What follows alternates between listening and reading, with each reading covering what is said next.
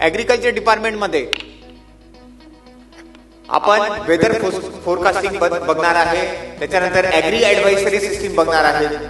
याच्यामध्ये आपल्या शेतकऱ्यांना कळेल की कोणतं वेदर, कोणतं पाऊस येणार आहे की जास्त ऊन पडणार आहे, अवकाळी पाऊस असेल किंवा दुसरं काही असेल त्याची इन्फॉर्मेशन पहिल्यापासून मिळेल।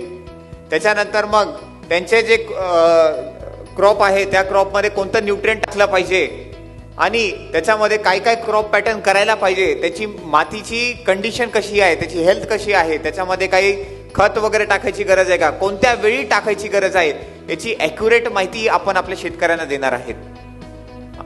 आणि जो दुसरा पुढचा मुद्दा आहे तो पॉवर कंटेक्स्चुअल रेकमेंडेशन। शेतकऱ्यांना आपण हे त्यांच्या फोनवर रेकमेंडेशन देऊ, तुम्ही तुमची उत्पन्न वाढवण्यासाठी आणि तुमची जी लागवडची किंमत आहे ती घटवण्यासाठी काय करायला पाहिजे, कशा कशा प्रकारे केव्हा केव्हा काय करायला पाहिजे, हे सगळं रेकमेंडेशन आपल्या शेतकऱ्यांना देणार आहेत आपण।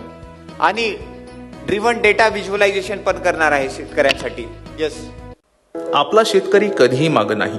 आता त्याच्या मोबाईलवर मिळणार कृषी सल्ला, हवामानावर, जमिनीवर आणि बाजारभावावर आधारित, तोही त्याच्या भाषेत, मराठीत। शेतीत किडींमुळे नुकसान होण्याआधीच फोनवर मिळणारा इशारा, कोणतं कीटनाशक किती प्रमाणात वापरायचं आणि कोणतं पीक कधी पिकवायचं, हे सगळं सांगणार आहे AI क्रॉप इनसाइट इंजिन। त्यामुळे आता खतांचा अतिवापर टळणार, पाण्याचा अतिवापर थांबणार आणि खर्चही 15% कमी होणार।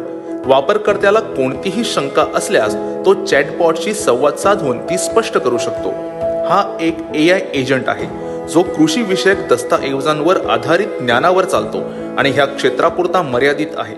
आमच्या शेतकरी मित्रांना मग आंबा, काजू, मत्स्यमारी जे काय त्या सगळ्या जणांना आपलं उत्पादन वाढवण्यासाठी आम्ही काय मदत करू शकतो, तर आता AIच्या माध्यमातून आम्ही एक शेतकरी मित्र त्यांच्यासाठी तिथे उभं करतोय, जेणेकरून आपल्या शेतकऱ्यांचं उत्पादन आणि आर्थिक सक्षम होण्याच्या दिशेने ते सगळे जाऊ शकतात।